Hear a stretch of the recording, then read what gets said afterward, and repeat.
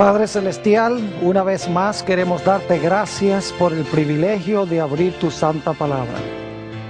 Pedimos, Señor, que esa palabra no regrese a ti vacía, sino que haga un impacto positivo en nuestra vida. Te damos gracias por escuchar nuestra oración, porque te lo pedimos en el precioso nombre de Jesús. Amén. Nuestro tema de hoy es: y vivieron felices para siempre. Quiero darle una cordial bienvenida a todos los que nos acompañan y también a aquellos que están con nosotros a través de la pantalla de la televisión vía satélite en diferentes sitios de habla hispana del mundo. Estamos muy contentos de que nos estén acompañando en nuestro tema de hoy. Vamos a comenzar nuestro estudio directamente en el primer relato de la creación, en Génesis, el capítulo 1. Y como hemos repasado esto antes, no necesitamos leer todos los versículos, solamente voy a compartir con ustedes algunos de los conceptos que tenemos en Génesis, el capítulo 1. Cada día de la creación, durante los primeros 6 días, Dios habló y las cosas existieron. Nos dice también que después de cada día, Dios vio lo que había hecho y era bueno. Ahora, en Génesis el capítulo 1 no se explica cómo hizo Dios al hombre. Dice que Dios habló toda la existencia, pero no nos explica cómo fue que Dios hizo al hombre. Es más, en Génesis 1:27, si van un momento conmigo allí, Génesis el capítulo 1 y el versículo 27, sencillamente nos dice que Dios creó al hombre y a la mujer. Dice: y creó Dios al hombre a su imagen, a imagen de Dios lo creó, varón y hembra los creó. No dice allí cómo fue que Dios los creó. Sencillamente nos dice que Dios los hizo. Finalmente, cuando Dios terminó su obra de creación, dice que vio todo lo que había hecho y era bueno en gran manera. Pero todavía queda la pregunta: ¿cómo fue que Dios hizo al hombre y a la mujer? Todo lo demás lo habló a la existencia. ¿Será que habló a la existencia Adán y Eva? Obviamente la respuesta bíblica es que no. Porque en el capítulo 2 de Génesis tenemos un segundo relato de la creación. Y el propósito de este segundo relato es añadir detalles que no estaban presentes en el relato de Génesis, el capítulo 1. Es decir, en Génesis, el capítulo 2, se va a explicar algunas cosas que no están explicadas en la secuencia de Génesis, el capítulo 1. Ahora, noten Génesis 2 y el versículo 7 sobre la forma en que Dios formó al hombre. Estamos hablando ahora del varón, de Adán.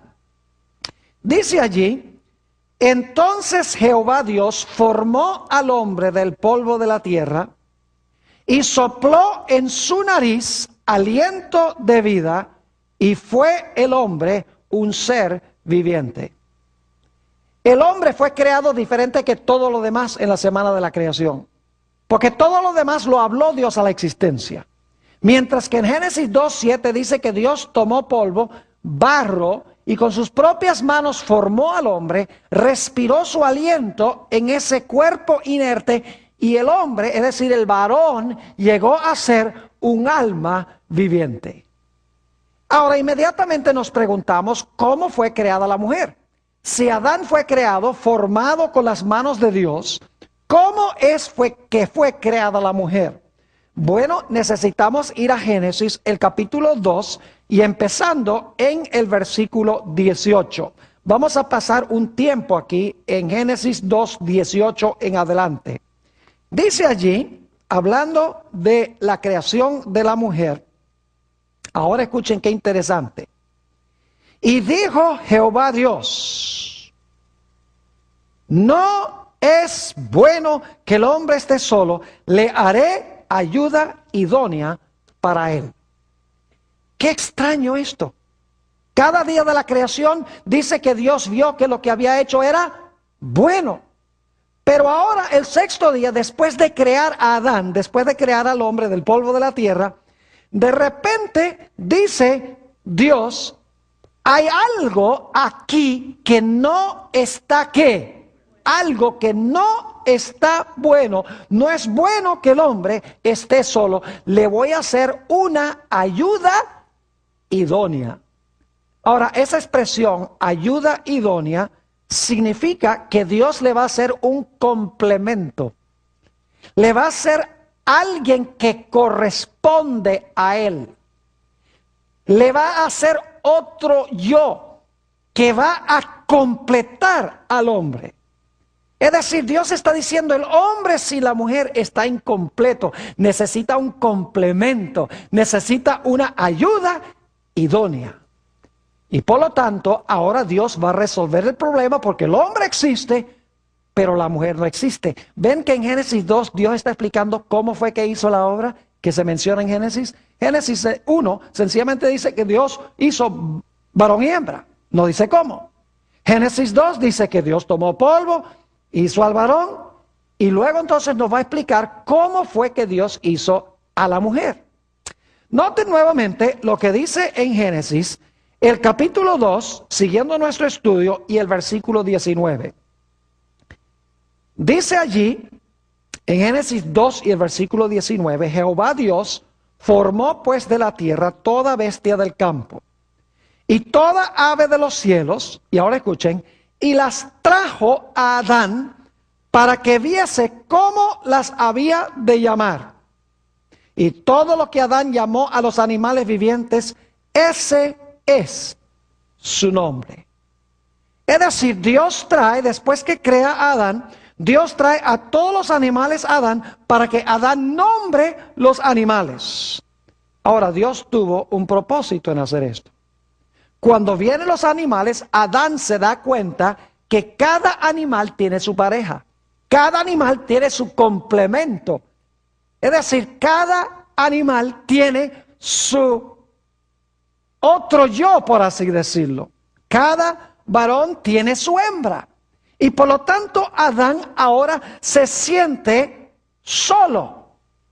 Él dice, no hay un complemento para mí. No hay nadie que se parezca a mí. Todos los animales tienen su complemento, pero yo no lo tengo. Y Dios ya ha dicho, esto no está bueno. Así que ahora Dios va a desempeñar la primera anestesia de la historia. Vamos a leer el versículo 20 y luego seguimos al 21. Y puso Adán nombre a toda bestia y ave de los cielos y a todo ganado del campo. Mas para Adán no se halló ayuda idónea para él. Y dice en el versículo 21, entonces Jehová Dios hizo caer sueño profundo sobre Adán. Fíjense que es una anestesia que Dios está desempeñando aquí. Y dice, y mientras éste dormía, tomó una de sus costillas y cerró la carne en su lugar. Ahora, es interesante notar en Génesis, si van conmigo nuevamente allí, a Génesis el capítulo 2 y el versículo 22, hay una palabrita muy interesante. Dice en el versículo 22, y de la costilla que Jehová Dios tomó del hombre, hizo una mujer y la trajo al hombre. Ahora, esa palabra hizo no es la misma palabra que se usa para hablar de cómo Dios hizo al varón, al hombre. Es una palabra hebrea que significa construir. Es la palabra hebrea baná, que significa que Dios de la costilla del hombre construyó a la mujer. Es decir, Dios tomó la costilla y entonces Dios de alguna manera con esa costilla construyó a la mujer. Es decir, Dios le dio a la mujer también el toque personal. Dios no habló a la mujer a la existencia, ni formó a la mujer del polvo, pero sí tomó una costilla y de la costilla Dios armó o edificó a la mujer. Es decir, la mujer era de la misma sustancia que el hombre porque fue creada de una costilla del hombre. Inmediatamente nos preguntamos, ¿por qué es que Dios usó una costilla? Podría haber usado un hueso de la cabeza, o podría haber usado un hueso del pie. ¿Por qué una costilla? Me gusta una cita que encontramos en un libro que es un favorito mío sobre la historia del Antiguo Testamento, Patriarcas y Profetas, página 26 y 27. Hallamos esta explicación muy linda. Dice, Dios mismo dio a Adán una compañera. Le proveyó de una ayuda idónea para él. Alguien que realmente le correspondía. Una persona digna y apropiada para ser su compañera. Y que podría ser una sola carne con él en amor y simpatía. Eva fue creada del costado de Adán. Este hecho significa que ella no debía dominarle como cabeza. Por eso no sacó un hueso de la cabeza. Ni tampoco debía ser humillada y hollada bajo sus plantas como ser inferior. Por eso no sacó el hueso del pie. Sino que más bien debía estar a su lado como su igual, para ser amada y protegida por él. Siendo parte del hombre, hueso de sus huesos y carne de su carne, era ella su segundo yo. Y quedaba en evidencia la unión íntima y afectuosa que debía existir en esta relación. Sacó un hueso de muy cerca del corazón del hombre, porque ese es el lugar que Eva debía ocupar en relación con Adán. Ahora, otro dato interesante, y ya leímos el texto, pero quiero recalcarlo de nuevo, es que en Génesis 2 y el versículo 22 nos dice en la última parte del versículo que Dios trajo a Eva al hombre. Quiero que noten que Adán no se va casando una mujer, casando con Z. No va en busca de una mujer. No va en busca de una pareja. Dios le hace su pareja y Dios la trae a donde está Adán. Eso tiene una lección muy grande. Y es que si nosotros tenemos paciencia, si no estamos casados y tenemos paciencia y escuchamos la voz de Dios, Dios nos va a presentar delante de nosotros quién es la persona con quien Él quiere que nosotros nos casemos. Es decir, Dios va a traer a la persona, nosotros no tenemos que ir de cacería a buscarla. Ahora volvamos a Génesis 2 y notemos algo muy interesante aquí en el versículo 24. Y vamos a ver varias cosas del versículo 24, pero dice aquí, por tanto, dejará el hombre a su padre y a su madre, y se unirá a su mujer, y serán, ¿qué cosa? Serán una sola carne. Y en el Evangelio, según San Mateo, dice, ya no son más dos, sino que son ¿qué? Uno. Ahora, escuchen bien. ¿Creen ustedes que Dios casó a dos personas en el huerto del Edén que eran compatibles una con la otra, física, mental y espiritualmente? Claro que sí. ¿Saben que en el libro de Amós, el capítulo 3 y el versículo 3, se nos dice esto? Amós 3 y el versículo 3, leo. ¿Andarán dos juntos si no estuvieren de acuerdo? ¿Andarán dos juntos si no estuvieran de acuerdo? Adán y Eva, ambos fueron creados, ¿por quién? Por el mismo Dios. Ambos fueron creados para guardar el mismo día. ¿Y cuál era ese día? El día sábado. Imagínense ustedes cómo hubiera sido si Adán hubiera dicho, bueno, yo voy a guardar el sábado, pero Eva hubiese dicho, yo voy a guardar el domingo. Hubiera sido un problema. No hubieran sido uno, sino que hubieran sido ¿qué? Hubieran sido dos. Si hubieran tenido diferentes prácticas religiosas y diferentes creencias religiosas, ¿cómo se podría decir que eran una sola carne? Es decir, Dios hizo, escuchen bien, el matrimonio originalmente entre creyentes. Gente compatible religiosa y espiritualmente. No cada uno por su lado. Y saben que el resto del libro de Génesis nos indica que era el plan de Dios de que el matrimonio fuese entre personas que tienen la misma persuasión o práctica religiosa. Porque no pueden ser una carne si tienen dos diferentes religiones y dos diferentes formas de pensar espiritualmente. Por eso el matrimonio debe ser entre creyentes, gente que tiene las mismas prácticas y las mismas creencias religiosas. Por ejemplo, cuando se iba a casar Isaac, Abraham mandó a Eliezer a buscarle una esposa entre el pueblo de Dios. Ustedes pueden leer eso en Génesis 24:3. Dios le dijo a Eliezer a través de Abraham: mira, no busques una mujer entre las cananeas para Isaac. Busca una mujer entre el pueblo de Dios. Lo mismo cuando Isaac le dijo a Jacob, cuando Jacob se fue de su casa: no tomes mujer de entre las cananeas. Es decir, cásate con una que pertenece al pueblo de Dios. Por el otro lado, Esaú, el hermano de Jacob, a él no le importaba lo que decía su padre. Es más, Génesis el capítulo 36 dice que su padre le dijo a Esaú: mira, no tomes mujeres de Canaán. Y Esaú dijo: yo voy a tomar mujeres de Canaán si yo quiero. Y desobedeció a su padre y su vida fue un desastre. Es decir, el libro de Génesis nos demuestra que era el plan de Dios de que un individuo se casara con otra persona que fuera de la misma fe, de la misma creencia. Es decir, que fueran uno en ese sentido. El apóstol Pablo también recalca este punto en el Nuevo Testamento. 1 Corintios 7 y el versículo 39. 1 Corintios 7, 39.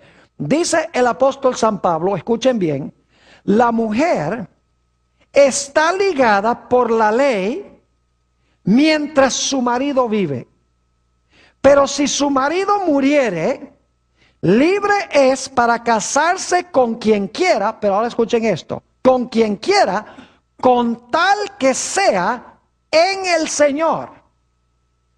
Es decir, si su esposo muere, se puede casar de nuevo, pero tiene que ser en el Señor. Es decir, tiene que ser con un creyente. El apóstol San Pablo en 2 Corintios 6 y el versículo 14 nos dice también, y estas son palabras muy bien conocidas. 2 Corintios 6, 14. No os unáis en yugo desigual con los incrédulos.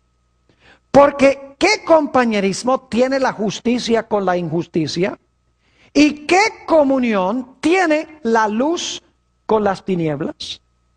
En otras palabras, no se debe una persona unirse en yugo desigual con un incrédulo, alguien que es de una fe distinta, porque las creencias y prácticas van a ser diferentes. Cuando yo aconsejo parejas antes del matrimonio, quiero decirles que siempre tomo en cuenta este aspecto, si son de la misma fe, porque he visto muchos casos a donde se casa un joven con una dama y dicen: no, el amor cubre una multitud de errores, y se casan y es un desastre. Así que cuando yo aconsejo a una pareja que son de una religión distinta, yo les hago algunas preguntas, les digo: ¿en qué religión van a criar a sus hijos? Porque eso es una fuente de contención. Les digo: ¿cuándo y a dónde van a asistir a la iglesia? ¿Qué van a comer? Porque, por ejemplo, las prácticas de los adventistas en el comer son diferentes que las prácticas de los no adventistas. Les pregunto: ¿qué clase de recreación? ¿En qué clase de recreación van a participar? Les pregunto: ¿van a bailar? ¿Van a beber? ¿Van a ir al cine? Prácticas que no siguen los adventistas y que no deben seguir las personas que están en armonía con el Señor. Les pregunto: ¿cómo pueden ser uno y tener todo diferente? ¿Quiénes van a ser sus amistades?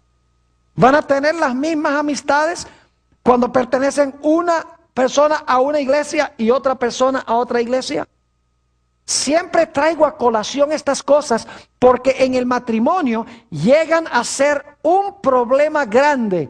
Y en el matrimonio los problemas no se vuelven menores, sino que se vuelven mayores cuando no se resuelven esos problemas en el tiempo del noviazgo. Así que el matrimonio debe ser entre creyentes, entre personas que están espiritualmente afines, porque la Biblia dice que Dios creó al hombre y la mujer y llegaron a ser ¿qué? Uno. Si cada uno se va por su lado en su religión, su creencia, sus prácticas, ¿cómo pueden ser uno? Ahora, otro aspecto importante del matrimonio es que el matrimonio en la Biblia debe ser heterosexual. Hoy en día hay mucha habla de hombres casarse con hombres y mujeres casarse con mujeres, el homosexualismo y el lesbianismo.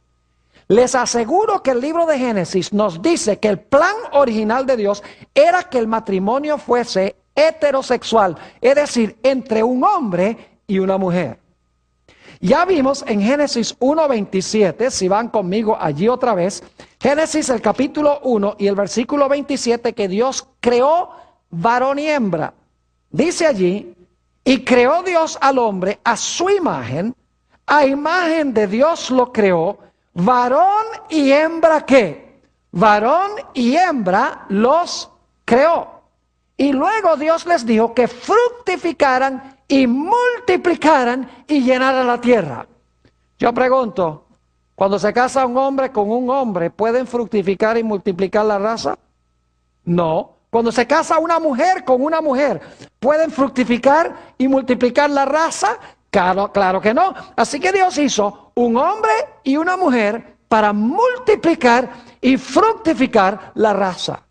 Noten también Génesis 2, 22 y 23. Ya leímos en otro contexto. Dice allí, y de la costilla que Jehová Dios tomó del hombre, hizo una ¿qué?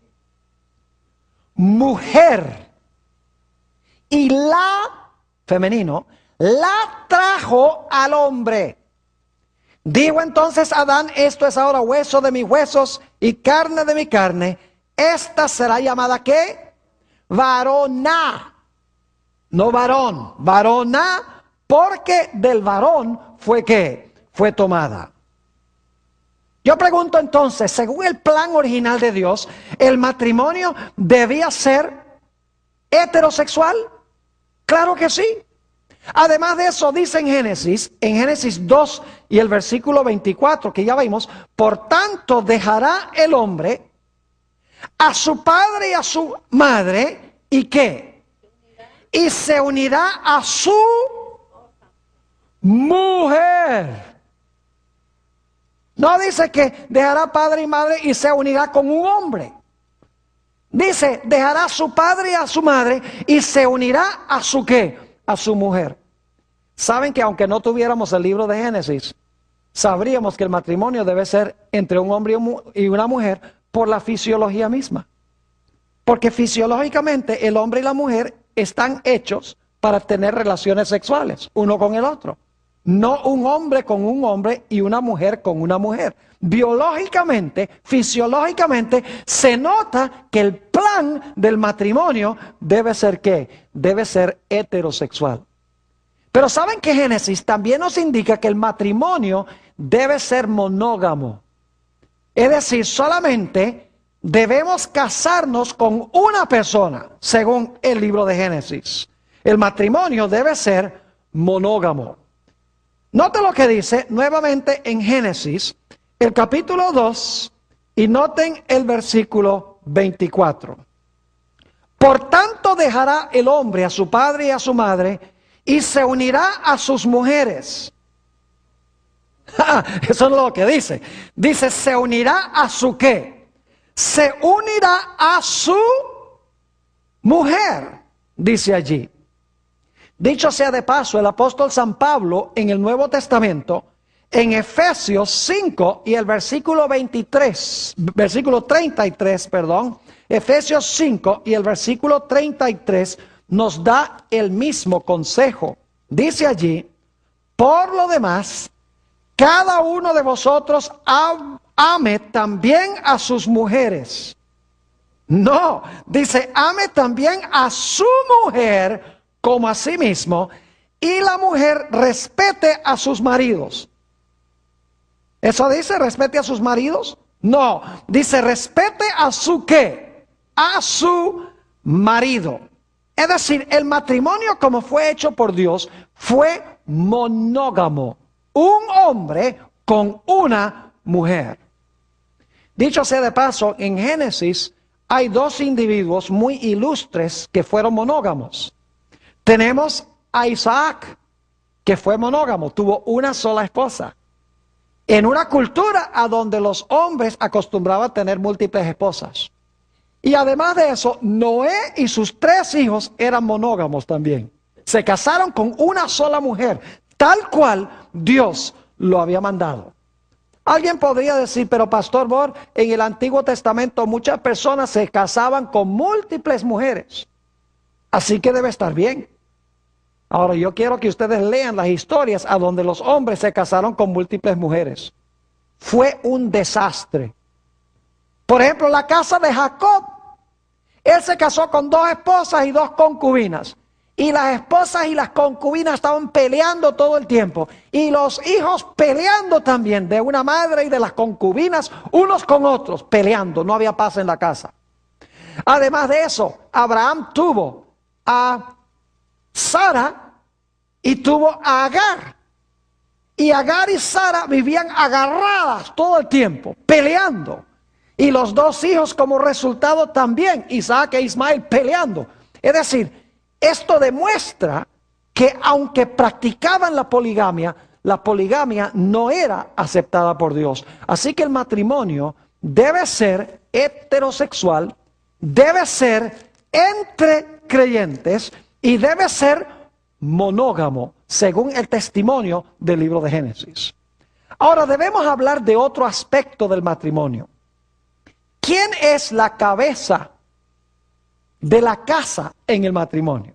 Ahora vamos a entrar en un terreno un poco peligroso, porque hoy en día la gente no quiere seguir el plan de Dios en el matrimonio. Permítame no hablar del matrimonio primero, sino hablar sobre la relación entre Dios el Padre y su Hijo Jesucristo.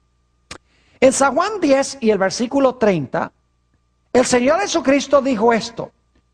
San Juan 10:30. Yo y el Padre, uno somos.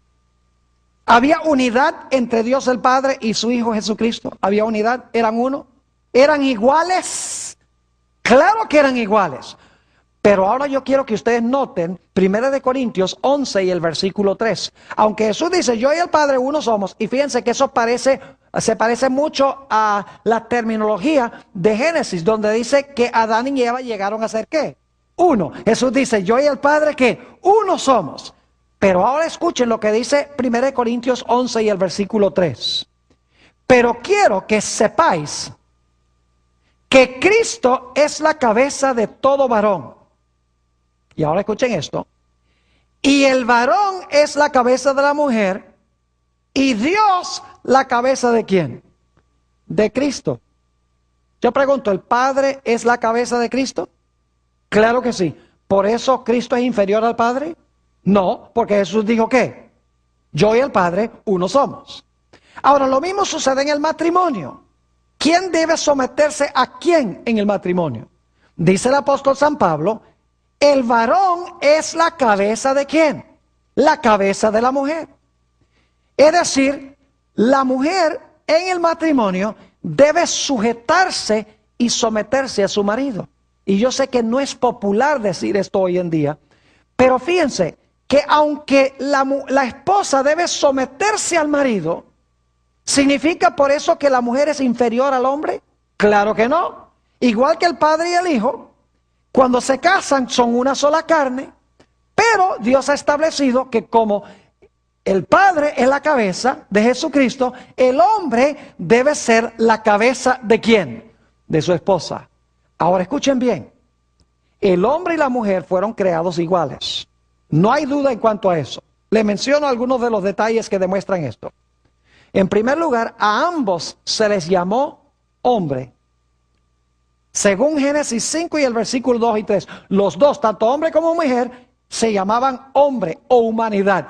Y luego había la distinción de hombre y mujer. Ambos fueron creados a la imagen de Dios. Ambos se les dio el mandato de ejercer dominio sobre la tierra. A ambos se les dio de parte de Dios la bendición. A ambos se les dio el mandato de fructificar y multiplicar y llenar la tierra. Y ambos fueron hechos de la misma sustancia material. Adán de la tierra y Eva de la costilla que vino de la tierra. Es decir, son de la misma sustancia, son iguales. Pero Dios creó a Adán para ser la cabeza de Eva. Es decir, él debía ser la cabeza de su esposa, de la mujer. Y ustedes dicen, ¿cómo sabemos eso? Hay varias indicaciones en el relato de Génesis de que es así. Por ejemplo, Adán nombró a Eva. Y en la Biblia, el que nombra tiene autoridad sobre el que es nombrado. En segundo lugar, el apóstol Pablo deja muy en claro que la mujer no podía tener dominio sobre el hombre porque Adán fue creado primero y luego la mujer fue creada de parte del hombre. Además de eso, Dios tenía a Adán por responsable por el bienestar de Eva. Por eso la Biblia indica de que el Salvador es el segundo Adán, no es la segunda Eva, porque Adán era la cabeza de la raza humana, no Eva. Como Jesús es el segundo Adán, la cabeza de la raza humana. Es decir, Dios tuvo por responsable especialmente a Adán, porque Adán era la cabeza. Es decir, hay orden en el matrimonio. Dios ha establecido que el hombre debe ser la cabeza de la esposa o de la mujer. Ahora, ¿qué significa esto? Que el hombre puede maltratar y pisotear a su mujer porque él es el que manda aquí, porque él es el que es la cabeza del matrimonio. En ningún sentido de la palabra. Notemos el consejo que da el apóstol San Pablo en Efesios, el capítulo 5 y el versículo 22 al 25. Efesios 5, 22 al 25. Fíjense lo que dice el apóstol San Pablo. Las casadas estén sujetas a sus maridos, como al Señor. Las casadas deben estar sujetas ¿a quién? A sus maridos, como al Señor. Porque el marido es ¿qué cosa? La cabeza de la mujer. Así como Cristo es la cabeza de la iglesia, la cual es su cuerpo y Él es su Salvador. Así que como la iglesia está sujeta a Cristo, así también las casadas lo estén a sus maridos en todo. Es decir, las esposas deben estar sujetas a sus maridos porque los maridos son la cabeza. Pero luego noten lo que dice el apóstol San Pablo. Dice, maridos, amad a vuestras mujeres, así como Cristo amó a la iglesia y se entregó a sí mismo por ella. No es difícil sujetarse cuando el esposo ama. Pero cuando el esposo maltrata y pisotea, es bien difícil para la esposa sujetarse al marido. Es decir, Dios ha dicho, esposas, sujétense a su marido como la cabeza, pero esposos, no pisoteen ni maltraten a sus esposas porque tienen esa posición de dominio. En otras palabras, como el Padre y el Hijo son uno, pero el Padre es la cabeza de Jesús y el Padre ama a Jesús. De la misma manera, el hombre y la mujer, cuando se casan, llega a ser una carne, es decir, son iguales, pero el hombre es la cabeza y debe amar a su esposa o debe amar a su mujer. El apóstol San Pablo en Efesios 5 y el versículo 33, dice esto: por lo demás, cada uno de vosotros ame también a su mujer como a sí mismo, y la mujer respete a su marido. Esa palabra respete es la palabra griega temor. Significa más bien reverenciar a su marido. Reverenciar no como a Dios, sino tener un alto grado de respeto para con su marido, y el marido amar a su esposa. Ahora quisiera leerles una cita muy interesante que encontramos en el libro Patriarcas y Profetas, que ya le mencioné, la página 42 y 43, sobre este asunto. Cuando Eva se separó de su esposo y actuó independientemente sin consultar a su esposo. Dice, junto a su esposo, Eva había sido perfectamente feliz en su hogar edénico. Pero a semejanza de las inquietas Evas modernas, se lisonjeaba con ascender a una esfera superior a la que Dios le había asignado. Es decir, ella no estaba conforme con que fuera Adán la cabeza. Dice, yo puedo también ser la cabeza. Sigue diciendo, en su afán de subir más allá de su posición original, descendió a un nivel más bajo. Resultado similar alcanzarán las mujeres que no están dispuestas a cumplir alegremente los deberes de su vida de acuerdo al plan de Dios. En su esfuerzo por alcanzar posiciones para las cuales Dios no las ha preparado, muchas están dejando vacío el lugar donde podrían ser una bendición. En su deseo de lograr una posición más elevada, muchas han sacrificado su verdadera dignidad femenina, la nobleza de carácter, y han dejado sin hacer la obra misma que el cielo les señaló. Es decir, Dios le ha dado a la mujer una posición y un trabajo especial. Y cuando la mujer procura ascender y ocupar otro lugar que Dios no le ha dado, el hogar sufre. Y como resultado hay caos y hay desorden. Así que Dios ha colocado como el hombre como la cabeza y la mujer como sujeta al marido, claro, en el Señor y en amor. Ahora, otro punto importante en cuanto al matrimonio en el libro de Génesis es que según Génesis, el matrimonio es una institución divina que es indisoluble. Noten Génesis 2 y el versículo 24 cómo comienza. Génesis 2 y el versículo 24.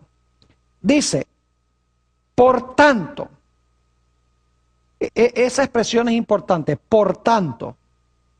¿Qué es lo que acaba de pasar en el versículo 23, 22 y 23? Dios hizo una mujer, la trajo al hombre. Adán dice, esto es hueso de mis huesos y carne de mi carne, será llamada varona. Y entonces ahora fíjense lo que dice Dios. Por tanto, como yo he creado a Adán y Eva uno para el otro, por tanto, de ahora en adelante, dejará el hombre a su padre y a su madre y se unirá a su mujer y serán, ¿qué cosa? Una sola carne. Dios está diciendo, como yo hice este primer matrimonio, por lo tanto, de ahora en adelante, el hombre va a dejar padre y madre y se va a unir a su mujer como yo hice este primer matrimonio. Es decir, el matrimonio es para todos los lugares y para todas las épocas. Fíjense que cuando Dios dijo estas palabras, en realidad no había padre ni madre. Adán y Eva no tenían padre ni madre. Bueno, tenían padre por creación, pero no por nacimiento. Y sin embargo Dios dice, por tanto, de ahora en adelante, el hombre dejará padre y madre y se va a llegar a su mujer. Es decir, el matrimonio es para todas las épocas y para todos los lugares. Ahora, ¿quién dijo estas palabras? Por tanto, dejará al hombre a su padre y a su madre y se allegará a su mujer, o se unirá a su mujer y serán una sola carne. Si ustedes leen el relato en Génesis 2, en realidad da la impresión de que estas palabras o las dijo Moisés o las dijo Adán. Porque en el versículo 23 está hablando Adán. Dice entonces Adán, esto es ahora hueso de mis huesos y carne de mi carne. Esta será llamada varona porque del varón fue tomada. Por tanto, dejar al hombre a su padre y a su madre. Da la impresión de que Adán está diciendo, por lo tanto, de ahora en adelante el hombre va a dejar a su padre y a su madre. O puede ser que Moisés lo esté escribiendo. Pero cuando vamos al Nuevo Testamento, nos damos cuenta que fue Dios mismo el que habló estas palabras. Vayan conmigo a San Mateo, el capítulo 19. San Mateo, el capítulo 19, y vamos a leer aquí los versículos 4 al 6. San Mateo 19 y el versículo 4 al 6. Dice aquí, él, Jesús, respondiendo les dijo, ¿no habéis leído que el que los hizo al principio, varón y hembra los hizo? Y dijo, ¿quién dijo? El que los hizo al principio. Y dijo, por esto el hombre dejará a su padre y a su madre y se unirá a su mujer y los dos serán una sola carne. ¿Quién dijo las palabras? El que los hizo al principio. Y fíjense que dijo algo más. Dijo, así que no son ya más dos, sino una sola carne. Por tanto, lo que Dios juntó, ¿qué? Por tanto, lo que Dios juntó, no lo separe el hombre. Entonces, ¿quién fue el que habló esas palabras? Por tanto, dejará al hombre a su padre y a su madre y se allegará a su mujer. Fue Dios mismo. ¿Quién instituyó entonces el matrimonio? Fue Dios mismo. Y yo pregunto, ¿el matrimonio es indisoluble? Claro que sí. Porque dice Jesús en Mateo 19, lo que Dios juntó, ¿qué? No lo separe el hombre. Es decir, Dios en la Biblia no apoya el divorcio. Fíjense que el matrimonio no es una institución humana, no es un contrato social. El matrimonio es una institución divina, casi podríamos decir un sacramento divino. Es santo y es indisoluble. Es decir, el divorcio es contrario al plan de Dios. No fuese por adulterio, es la única razón válida que dio Jesús. Pero fuera de eso, Jesús no dio ninguna otra razón válida para el divorcio. Porque dijo, lo que Dios juntó, ¿qué? Lo que Dios juntó, no lo separe el hombre. Y los fariseos vinieron y le dijeron a Jesús, entonces, ¿por qué Moisés permitió dar carta de divorcio?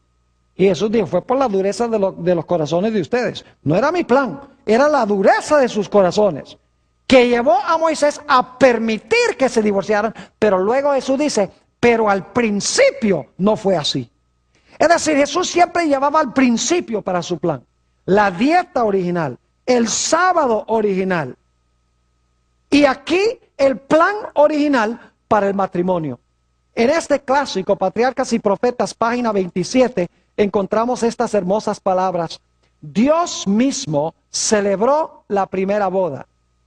De manera que la institución del matrimonio tiene como su autor al creador del universo. El matrimonio tiene como su autor, ¿qué cosa? Al creador del universo. No es un contrato social, no es un juego, donde se entra y si no funciona, nos separamos, nos divorciamos, como las estrellas de Hollywood, nos casamos 5 veces, 7 veces, 10 veces. No, el matrimonio no es un juego, es un sacramento divino que Dios ha establecido, que es indisoluble. Ahora, lo interesante es que en la creación Dios hizo otra institución. No solamente hizo Dios el matrimonio, sino que Dios también hizo otra institución muy importante. Y es la institución del Santo Sábado. Lo hizo en la misma creación.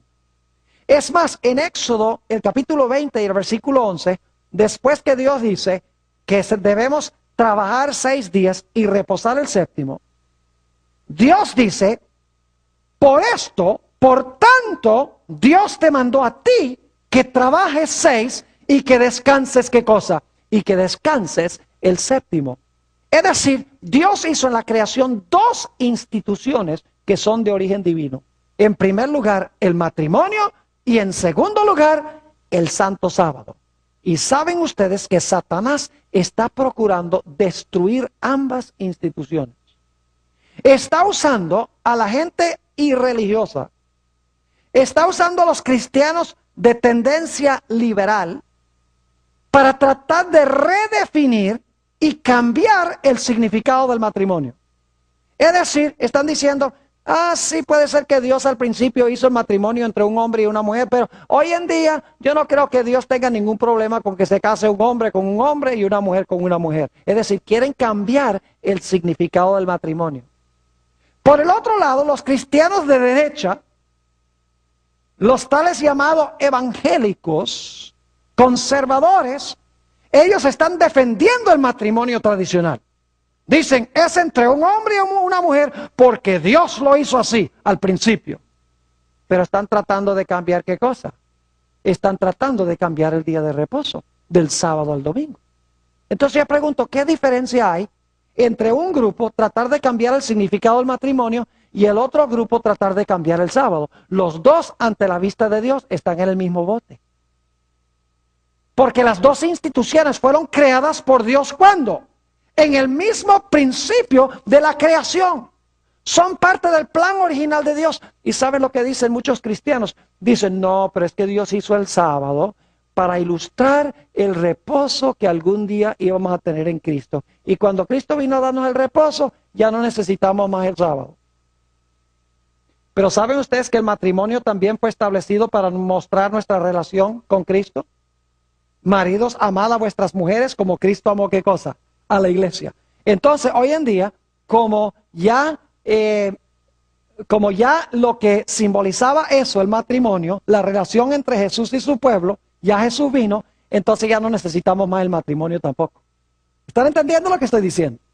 Es así, si usted dice que el sábado era una señal del reposo en Cristo, y cuando vino Cristo ya no necesitamos el sábado, entonces usted tiene que decir también que el matrimonio, que era una ilustración de nuestra relación con Cristo, cuando Cristo vino, ya no necesitamos más el matrimonio. Pero en realidad ambas instituciones fueron creadas por Dios al principio, antes del pecado, y son parte del plan original de Dios para nosotros. Es más, el matrimonio es un triángulo. El matrimonio es un triángulo. Porque el matrimonio incluye el varón, la hembra y ¿quién? Y Dios, quien hizo el matrimonio. El matrimonio sin Dios no tiene razón de existir. Porque el matrimonio fue creado por Dios. Ahora, ¿saben lo que es interesante? El matrimonio fue hecho para salvaguardar la relación horizontal entre el hombre y su mujer. El sábado fue hecho para salvaguardar la relación vertical entre el hombre y la mujer y su Dios. Es decir, el matrimonio protege las relaciones horizontales entre esposo y esposa. El sábado protege nuestra relación del matrimonio con Dios, la relación vertical con Dios. Es decir, ambos son absolutamente esenciales. Dios hizo el matrimonio y le dijo a Adán y Eva, mira, Adán y Eva, ustedes son uno para el otro. Adán, tú eres para Eva, Eva, tú eres para Adán. Pero con el sábado Dios dice, pero los dos de ustedes son míos. Y el sábado les va a ilustrar que yo los hice y que ustedes son míos. Es decir, el matrimonio indica, ustedes son uno para el otro, pero el sábado les va a indicar de que ustedes son para mí. De que yo soy el creador de ustedes, que yo hice el matrimonio. ¿Cómo se puede uno casar y creer en el matrimonio sin creer en el sábado? Si el matrimonio y el sábado son dos instituciones gemelas. Ahora vamos a resumir lo que hemos estudiado. Primero, el matrimonio es una institución divina. En segundo lugar, el matrimonio fue hecho para todos los tiempos y todos los lugares. Por eso Dios dijo, por tanto, desde este momento en adelante, yo hice el primer matrimonio, por tanto, dejará al hombre de ahora en adelante a su padre y a su madre, cuando tengan padre y madre, y se allegará a su mujer. En tercer lugar, el matrimonio es indisoluble. Lo que Dios juntó, no lo separa el hombre. En cuarto lugar, el matrimonio debe ser monógamo, entre un hombre y una mujer. Luego encontramos que el matrimonio debe ser heterosexual, no solo entre un hombre y una mujer, sino que debe ser masculino y femenino. Nos hemos dado cuenta que el matrimonio debe ser entre dos personas de la misma creencia, de la misma fe. Nos hemos dado cuenta que el matrimonio tiene cierto orden o cierta jerarquía que Dios ha establecido. El hombre, el esposo, es la cabeza del hogar. La esposa debe someterse al marido, pero el marido debe amar a su mujer. La razón por la cual hoy en día las mujeres se rebelan contra sus esposos es porque los esposos se convierten en dictadores. Y entonces las mujeres quieren librarse de la dictadura. Pero si en realidad en el matrimonio se respetara el orden y el hombre fuera la cabeza en amor, la esposa no tendría ningún problema en someterse al marido, al sabio consejo y al sabio liderazgo del marido. Nos hemos dado cuenta que también el diablo odia el sábado y el matrimonio. ¿Han visto ustedes hoy en día lo que ha pasado con el matrimonio? Es increíble las aberraciones que han aparecido. Y saben que estas aberraciones se mencionan en el libro de Génesis. Permítame mencionarlos brevemente. En el libro de Génesis se habla del incesto. Lot con sus dos hijas. Rubén con la concubina de su padre. Eso se encuentra en Génesis 19 y Génesis 35. Una aberración contra el matrimonio. En Génesis se habla del adulterio. ¿Recuerdan que la esposa de Potifar quería tener relaciones con José? Génesis 39:9. Romper el vínculo matrimonial. En Génesis se habla de la fornicación, que es relaciones sexuales entre solteros. El caso de Siquem y Dina, que se menciona en Génesis, el capítulo 34. Siquem no era israelita, Dina era hija de Jacob. Y se juntaron y ella quedó embarazada de Siquem. Y como resultado murieron todas las personas de la ciudad de Siquem. Porque Simeón y Leví, sus hermanos, mandaron a circuncidar a todos los que estaban en la ciudad para que su hermana se pudiera casar con Siquem. Y luego cuando estaban con el dolor de la circuncisión, Simeón y Leví se levantaron y mataron a todos los hombres de esa ciudad. Todo como resultado de la fornicación. El libro de Génesis habla de la poligamia. Lamec era polígamo. Jacob, Abraham. El resultado era crear problemas y conflictos en el matrimonio. En Génesis se habla en cuanto a la homosexualidad como otra aberración. Los hombres de Sodoma, dice en Génesis 19, que querían tener relaciones sexuales con los ángeles. Ahora imagínense ustedes. Génesis habla del yugo desigual entre incrédulos y crédulos. Dice que se juntaron los hijos de Dios ¿con quién? Con las hijas de los hombres. Y dice que Esaú se juntó con las mujeres de Canaán. Y el resultado fue un desastre. En Génesis se habla de la prostitución, que es un ataque también contra el matrimonio. Cuando Judá entró y tuvo relaciones sexuales con su propia nuera, Tamar. Aunque en Génesis no se menciona la pornografía, Jesús más adelante dijo que un hombre que mira a una mujer para codiciarla, ya cometió, ¿qué cosa? Ya cometió adulterio en su corazón. En otras palabras, ya en Génesis se haya contemplada toda tendencia o toda aberración sexual con la cual Satanás quiere destruir el matrimonio. Y Satanás quiere destruir el matrimonio porque como va el matrimonio, va la sociedad. Y como va la sociedad, va el país. Y como va el país, va el mundo. Así que Satanás ataca al matrimonio con todas estas aberraciones que se mencionan en Génesis. Pero ¿saben que el diablo también odia el sábado? Ha llevado aún a las iglesias cristianas a atacar el sábado y a exaltar el domingo como día de reposo. Y repito, que un grupo quiere cambiar el matrimonio y el otro grupo quiere cambiar el sábado. Porque el diablo odia las dos instituciones que se establecieron en la creación misma. Porque ambas de estas instituciones son una ilustración de la relación entre Jesús y su pueblo.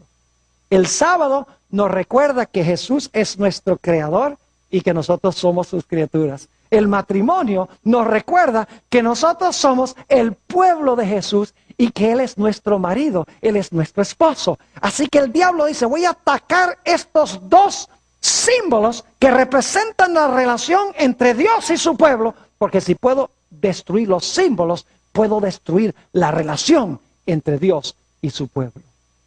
¿Cuán importante entonces es el matrimonio según lo ha establecido Dios? Es un asunto crucial, de vital importancia. Ahora, para concluir, permítame darle consejos aquí a los que están presentes y los que están viendo vía satélite esta programación. Si usted está casado o casada, trabaje en su matrimonio, porque el matrimonio es trabajo. Hay que invertirle tiempo y hay que invertirle esfuerzo. Ore mucho, métale esfuerzo a su matrimonio para que el matrimonio pueda ser feliz y esté en armonía con el plan de Dios. Por el otro lado, si está divorciado,